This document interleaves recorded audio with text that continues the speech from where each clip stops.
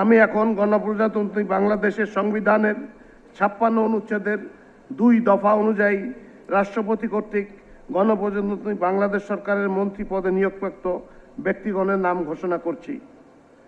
মন্ত্রী পদে ডক্টর আব্দুল মঈন খান এমপি,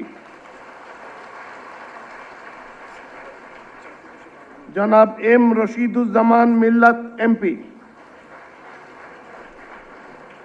জনাব সাচিং প্রু এমপি, জনাব আন্দালিব রহমান এমপি। নবযুক্ত মাননীয় মন্ত্রীগণকে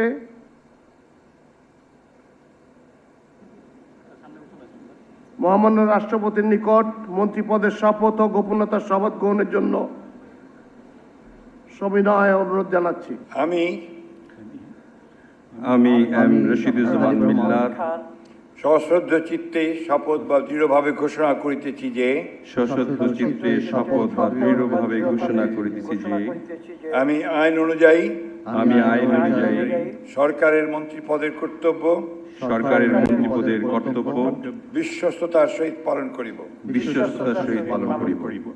আমি বাংলাদেশের প্রতি অকৃত্রিম বিশ্বাস ও আনুগত্য পোষণ করিব।